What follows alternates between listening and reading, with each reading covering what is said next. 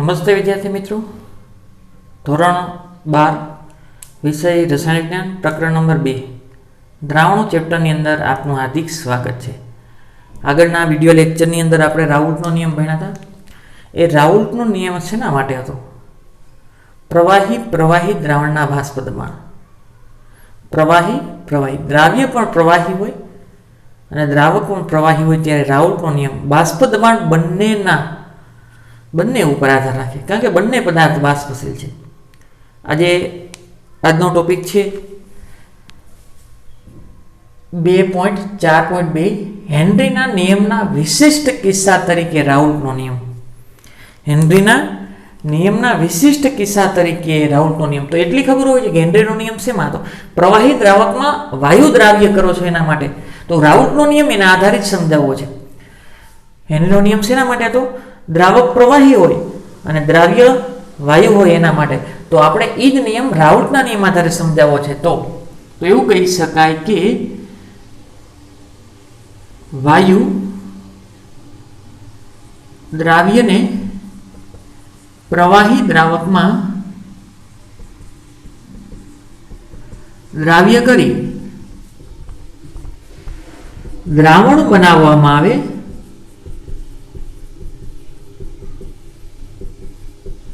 તો વાયુ દ્રાવ્ય વાયુ છે અને દ્રાવક શું છે? પ્રવાહીમાં દ્રાવ્ય કરી દ્રાવણ બનાવવામાં આવે તો દ્રાવણના બાષ્પશીલ દ્રાવણ બનાવવા તો બાષ્પશીલ ઘટકનું દ્રાવણમાં અથવા બાષ્પશીલ ઘટકનું આંશિક બાષ્પ દબાણ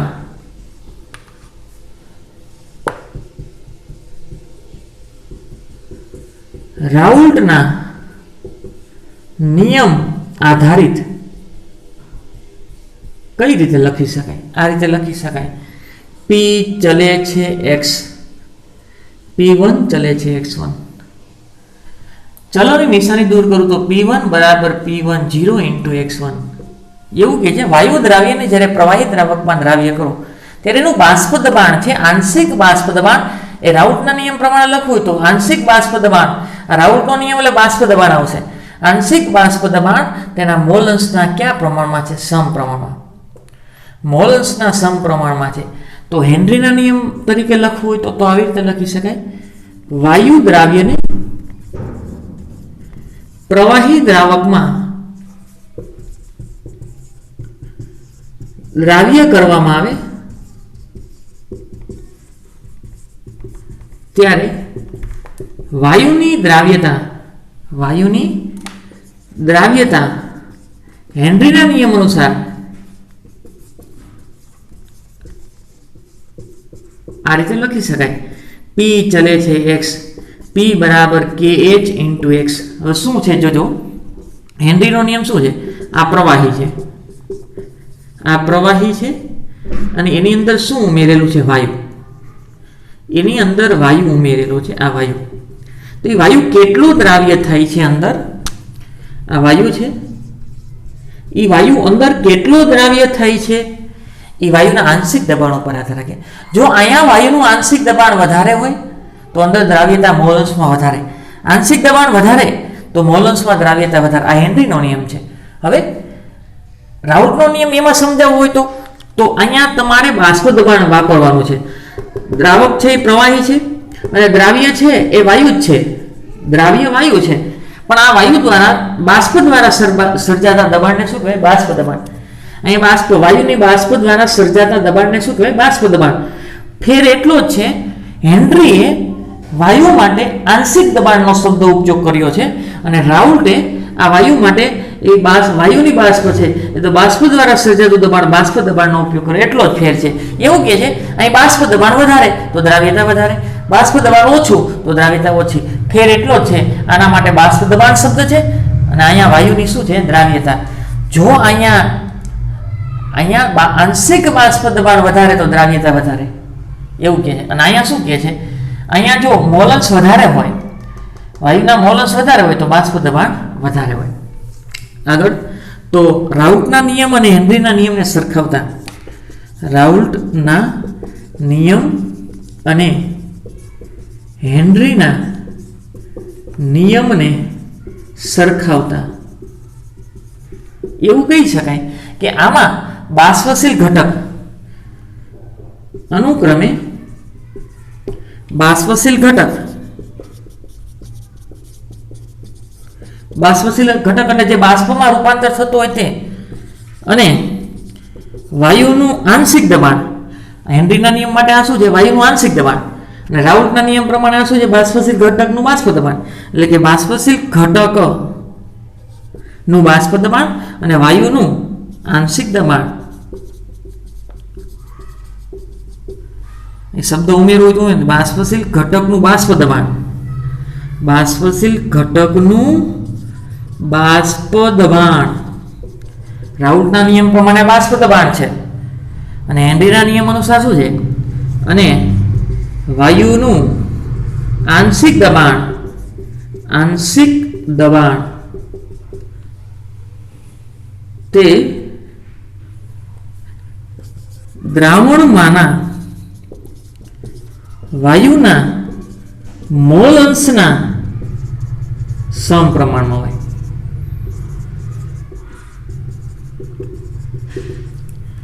શું કહે છે? હેનરીના નિયમમાં આ છે આંશિક દબાણ છે. જેમ આંશિક દબાણ વધારે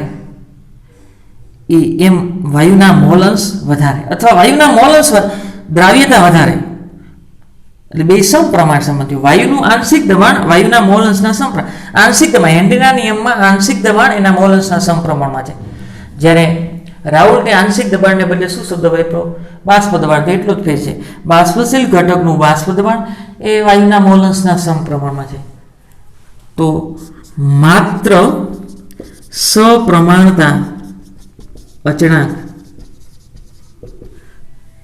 માત્ર સપ્રમાણતા P10 માંથી KH માં બદલાય છે. P10 માંથી KH માં બદલાય છે. તેથી કહી શકાય કે રાઉલ્ટનો નિયમ હેનરીના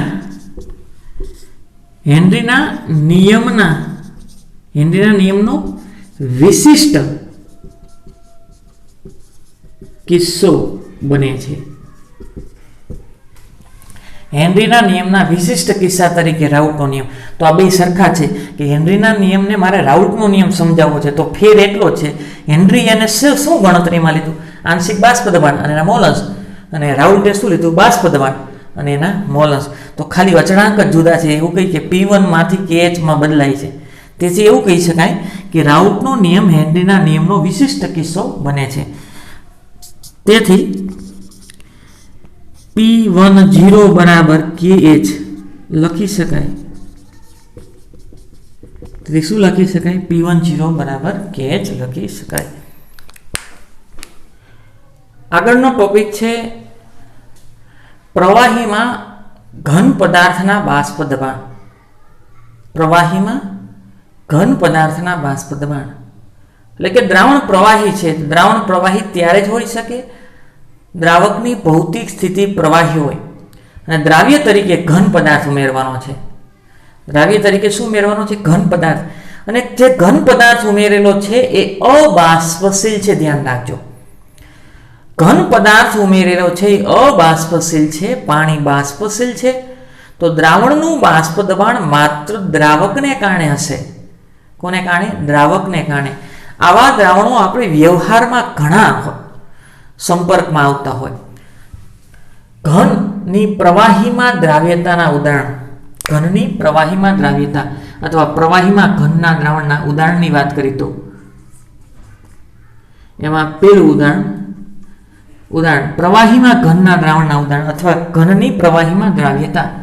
ઉદાહરણ ખાંડ હોય, ગ્લુકોઝ હોય, યુરિયા હોય અને NaCl એટલે કે મીઠું. આ બધા ઘન પદાર્થ છે. ખાંડ, ગ્લુકોઝ, યુરિયા એટલે કે મીઠાનું પાણીમાં દ્રાવણ. આ બધા ઘન પદાર્થ છે, એ બાષ્પીભવન નથી થતા. મીઠું પડ્યું હોય તો બાષ્પમાં રૂપાંતર થાય ના, ખાંડ બાષ્પમાં રૂપાંતર નથી થતા. એને અબાષ્પશીલ છે, એને પાણીમાં દ્રાવ્ય કરીને દ્રાવણ બનાવ્યું. બીજું છે આયોડીન અને સલ્ફર. આયોડીન અને સલ્ફરનું કાર્બન ડાઇસલ્ફાઇડમાં દ્રાવણ. કાર્બન ડાઇસલ્ફાઇડ. કાર્બન ડાઇસલ્ફાઇડ એટલે CS2.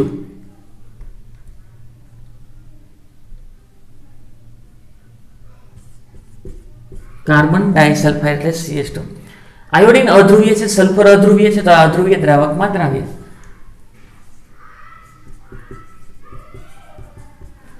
આ બધા ધ્રુવીય છે, તો એ પાણી જેવા ધ્રુવીય દ્રાવકમાં દ્રાવ્ય થઈને દ્રાવણ બનાવ્યું. તો આ બધા આપણે રોજિંદા જીવનમાં ઘણા દ્રાવણના સંપર્કમાં આવતા હોય.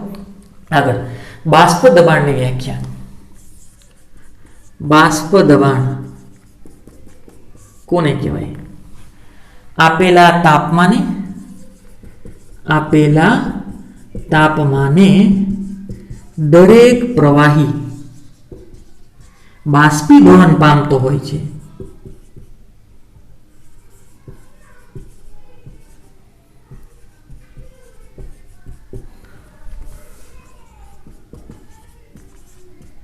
ત્યારે બંધ પાત્રમાં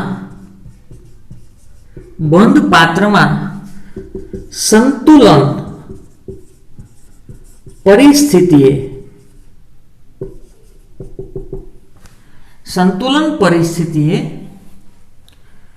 બાષ્પ દ્વારા પ્રવાહીની સપાટી પર દબાણ ઉત્પન્ન કરે છે. બંધ પાત્રમાં સંતુલન સ્થિતિએ બાષ્પ દ્વારા પ્રવાહીની સપાટી પર દબાણ ઉત્પન્ન થાય છે. આ દબાણને શું કહેવાય? બાષ્પ દબાણ. આ દબાણને શું કહેવાય? બાષ્પ દબાણ. અને જ્યારે આવા દ્રાવણના ગુણધર્મો શુદ્ધ દ્રાવક કરતા અલગ હોય છે. આ વાક્ય ખાસ ધ્યાન રાખજો. આવા દ્રાવણ બનાવ્યા પછી પેલા દ્રાવકના જેવા ગુણધર્મો હોય એના કરતા દ્રાવણના ગુણધર્મો બદલાઈ જશે.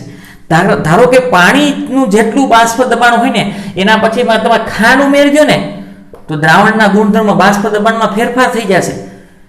કાર્બન ડાઇસલ્ફાઇડનું જેટલું બાષ્પ દબાણ હોય એની અંદર હું આયોડીન અથવા સલ્ફર ઉમેરીને દ્રાવણ બનાવી નાખું ને તો આના બાષ્પ દબાણ કરતા દ્રાવણનું બાષ્પ દબાણ બદલાઈ ગયું હશે, એટલે કે ગુણધર્મ બદલાઈ ગયા.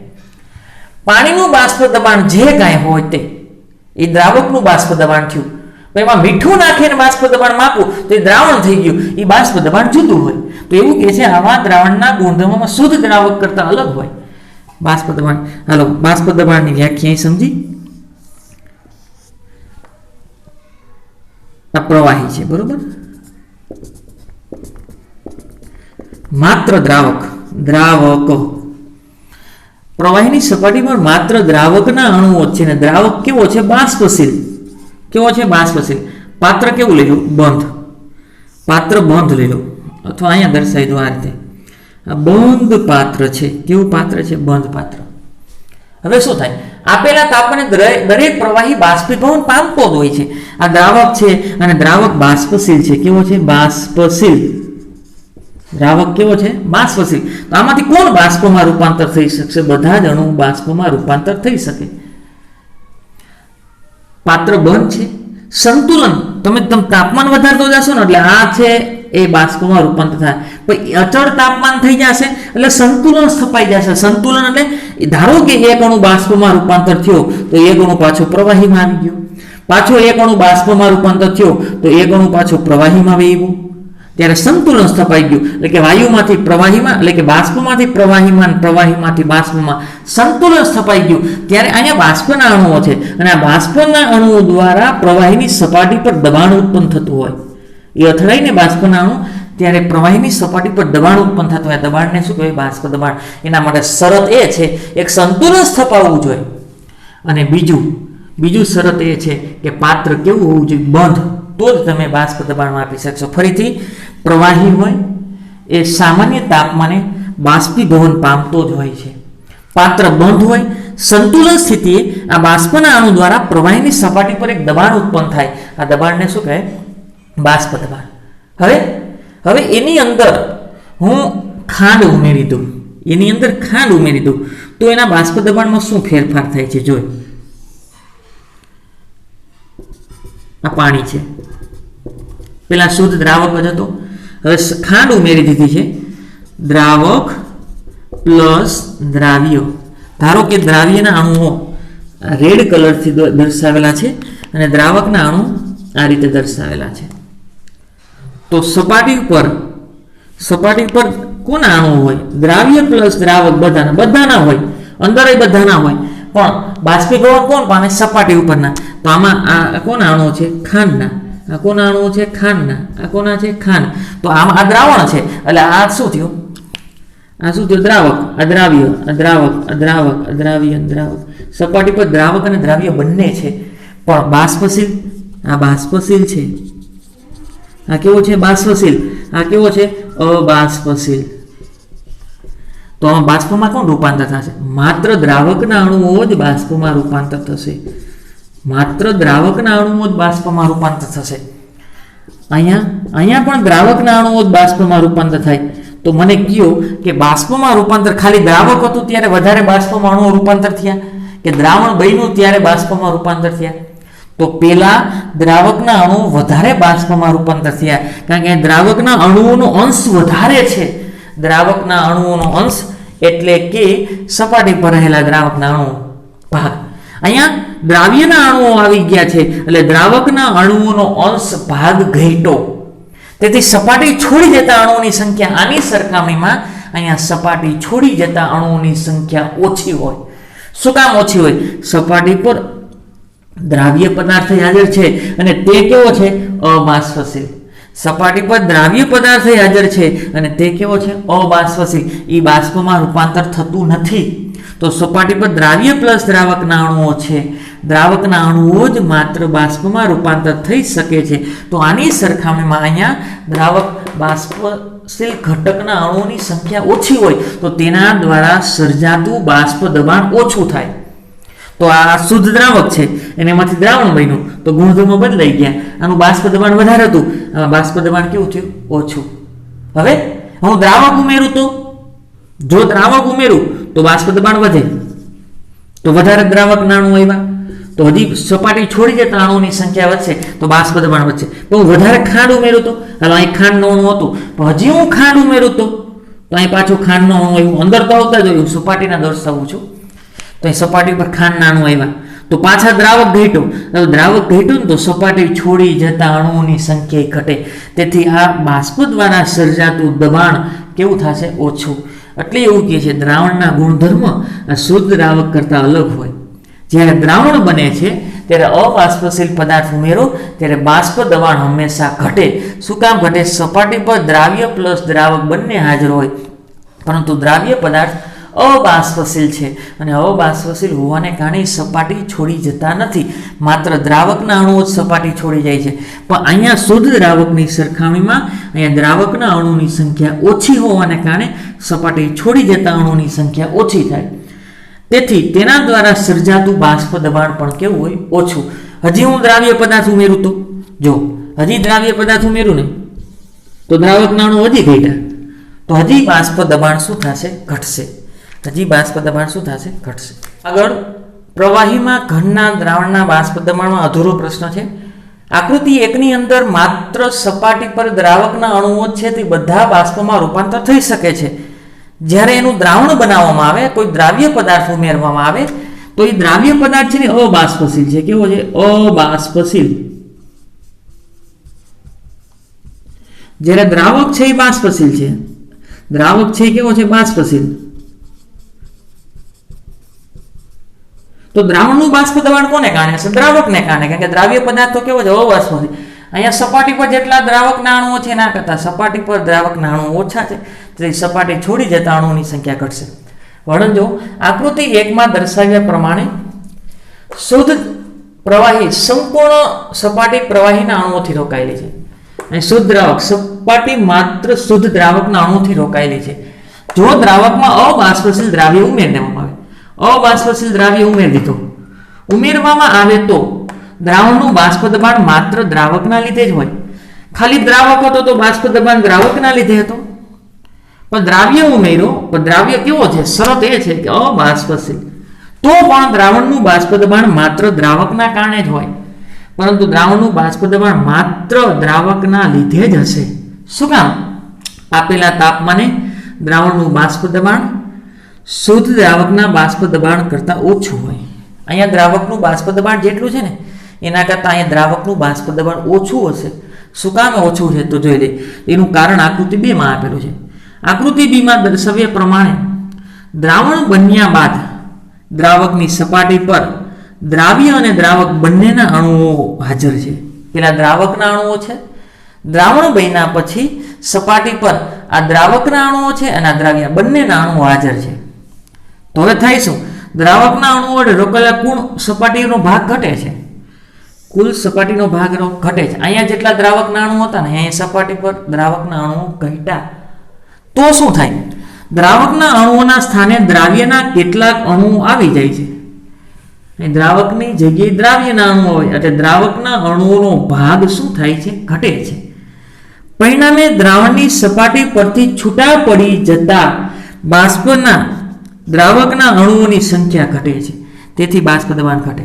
એવું કે છે અહીંયા દ્રાવકના અણુઓ જ હતા, દ્રાવણો બનાવ્યા પછી દ્રાવકની જગ્યાએ દ્રાવ્યના અણુઓ આવી ગયા. દ્રાવ્ય પદાર્થ અબાષ્પશીલ છે, તેથી દ્રાવકના અણુઓ છૂટા પડી જતા અણુઓની સંખ્યા ઓછી, તેથી તેના દ્વારા સર્જાતું બાષ્પ દબાણ ઓછું હોય. તો એવું કે છે અહીંયા દ્રાવક કરતાં અહીંયા દ્રાવકના બાષ્પ દબાણમાં ઘટાડો થયો. દ્રાવણ બન્યા પછી દ્રાવકના બાષ્પ દબાણમાં ઘટાડો થયો. એ ઘટાડો કોને કારણે થયો? અબાષ્પશીલ દ્રાવ્યને કારણે. એ દ્રાવ્યના સ્વભાવ પર આધારિત નથી, પણ જથ્થા ઉપર આધારિત છે. જે ઘટાડો થાય છે એ અબાષ્પશીલ દ્રાવ્યના સ્વભાવ પર આધારિત નથી, એ જથ્થા ઉપર આધારિત છે. હજી હું અબાષ્પશીલ ઉમેરી દઉં તો હજી સપાટી છોડી જતા દ્રાવકના અણુ ઓછા થશે, કે દ્રાવકના અણુ ઘટ્યા.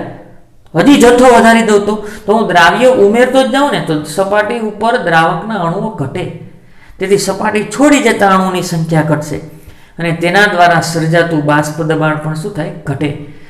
જે ઘટાડો થાય છે એ દ્રાવ્યને કારણે છે. તો છેલ્લું વાક્ય, દ્રાવકના બાષ્પ દબાણમાં થતો ઘટાડો તેમાં રહેલા અબાષ્પશીલ દ્રાવ્યના સ્વભાવથી સ્વતંત્ર, સ્વભાવ પર આધાર નથી રાખતો, પરંતુ તેના જથ્થા પર આધાર રાખે. હજી હું દ્રાવ્ય ઉમેરી દઉં ને તો હજી બાષ્પ દબાણ શું થશે? ઘટશે. આગળનો પ્રશ્ન છે રાઉલ્ટનો નિયમ. પ્રવાહીના બાષ્પ દબાણના સંદર્ભમાં, એટલે કે બાષ્પશીલ દ્રાવક અને અબાષ્પશીલ દ્રાવ્ય માટે રાઉલ્ટનો નિયમ શેના માટે છે? બાષ્પશીલ દ્રાવક અને બાષ્પશીલ દ્રાવ્ય માટે. આની પહેલા ભણ્યા હતા કયો હતો? હેનરીના નિયમ સાથે વિશિષ્ટ કિસ્સો. વાયુ ને પાણીમાં તમે પ્રવાહીમાં દ્રાવ્ય કરો તો એની પહેલા બે પ્રવાહી હોય ત્યારે. તો એવું કે છે આપેલા તાપમાને કોઈ પણ દ્રાવણ માટે દ્રાવણમાંના દરેક બાષ્પશીલ ઘટક, દ્રાવણમાં જેટલા બાષ્પશીલ ઘટક હોય એનું બાષ્પ દબાણ તેના મોલ અંશના સમપ્રમાણ. એક ને એક વસ્તુ છે, દ્રાવણનું બાષ્પ દબાણ કેટલું થાય? તો એ બાષ્પમાં જેટલા મોલ અંશ છે એના સમપ્રમાણમાં થાય. આપણે દ્વિઅંગી દ્રાવણનો વિચાર કરી. દ્વિઅંગી દ્રાવણ માટે દ્વિઅંગી દ્રાવણમાં ઘટક એકને દ્વિઅંગી દ્રાવણમાં દ્રાવકને એક તરીકે અને દ્રાવ્યને 2 તરીકે દર્શાવેલ છે. દ્વિઅંગી એટલે એક દ્રાવક અને એક દ્રાવ્ય હોય. હવે આખું યાદ રાખજો, ચેપ્ટર પૂરું થાય ને ત્યારે જ્યારે એક શબ્દ લખેલો હોય ને એટલે એ દ્રાવક છે, એક શબ્દ લખેલો એટલે દ્રાવક છે, અને 2 શબ્દ લખેલો એટલે દ્રાવ્ય છે. એક દ્રાવક છે ને એક દ્રાવ્ય છે એટલે દ્વિઅંગી દ્રાવણ છે. જો દ્રાવણમાં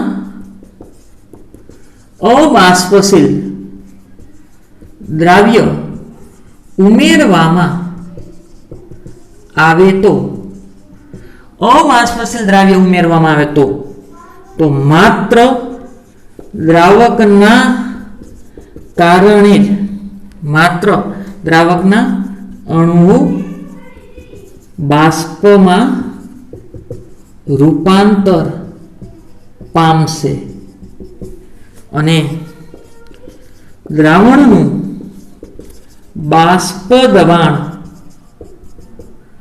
તેને કારણે હશે. બાષ્પ દબાણ દ્રાવકને કારણે હશે. એવું કહે છે દ્રાવણમાં જો અબાષ્પશીલ પદાર્થ દ્રાવ્ય કરેલો છે, અબાષ્પશીલ ઉમેર્યો તો દ્રાવણમાં કોણ દ્રાવ્ય બાષ્પમાં ફેરવા છે? દ્રાવક જ. અને દ્રાવણનું બાષ્પ દબાણ માત્ર દ્રાવકને કારણે જ હશે, કારણ કે દ્રાવ્ય પદાર્થ તો કેવો છે? અબાષ્પશીલ. જો શુદ્ધ ઘટક, શુદ્ધ દ્રાવકનું બાષ્પ દબાણ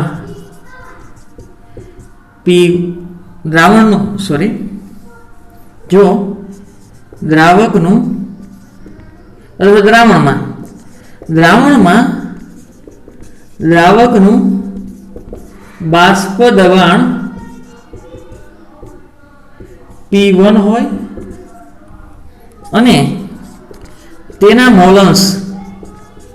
મોલન્સ X1 હોય તો રાઉલ્ટના નિયમ પ્રમાણે શું લખી શકાય?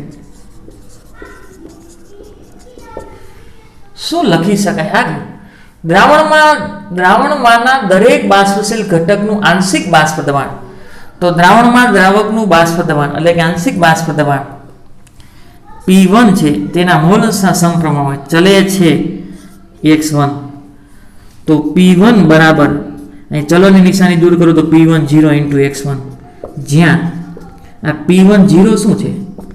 તો શુદ્ધ દ્રાવકનું બાષ્પ દબાણ છે. શું છે? શુદ્ધ દ્રાવકનું બાષ્પ દબાણ. P1 0 શું બતાવે છે? શુદ્ધ દ્રાવકનું બાષ્પ દબાણ. આગળ ગ્રાફ દોરી, અહીંયા મોલન્સ લઈ, મોલન્સ આ બાજુ વધતા જાય છે, X મોલન્સ છે, અહીં મોલન્સ 0 છે. મોલન્સ 0 હોય ત્યારે બાષ્પ દબાણ 0 હોય. આ બાજુ બાષ્પ દબાણ છે,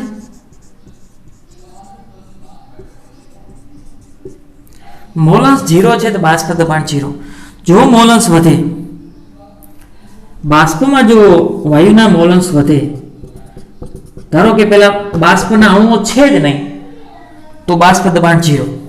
ધારો કે થોડાક બાષ્પના અણુઓ આવ્યા એટલે કે એના મોલન્સ વધ્યા તો એના દ્વારા સપાટી પર દબાણ ઉત્પન્ન થાય તો એ બાષ્પ દબાણ વધે.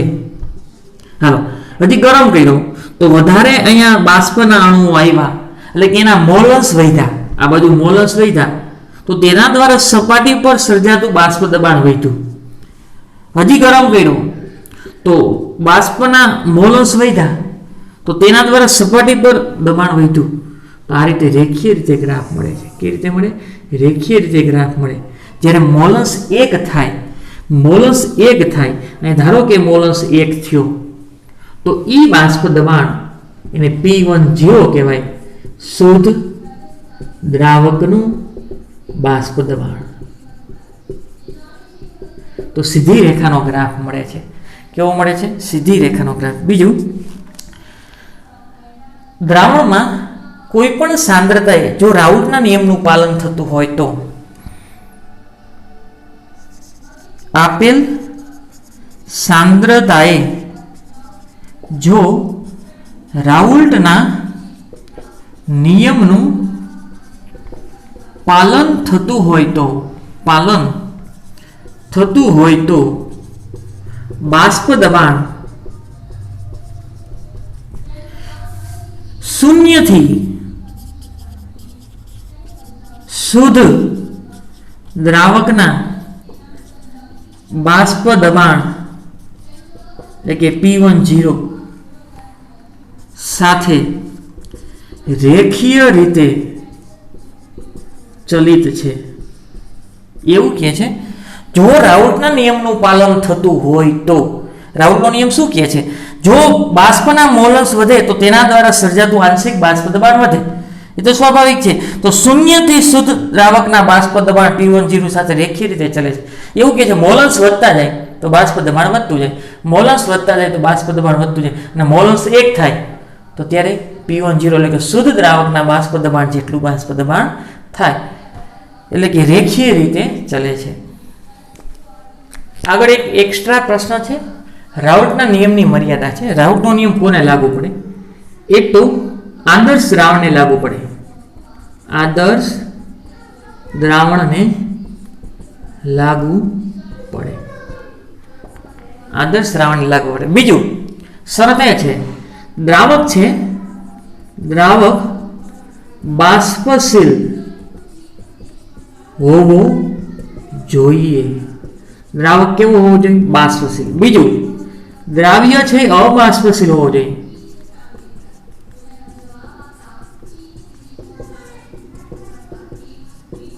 ત્રીજું દ્રાવણ અતિ મંદ હોવું જોઈએ.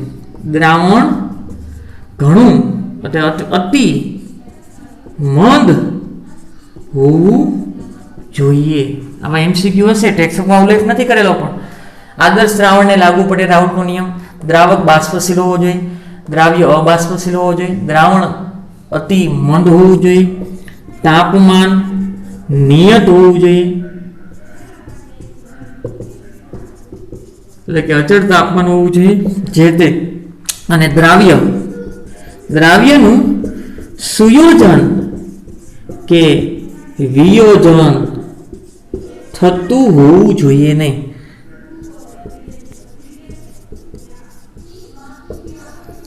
દ્રાવ્યનું સુયોજન કે વિયોજન થતું હોવું જોઈએ નહીં, એ એક મુદ્દો સમજવાનો છે.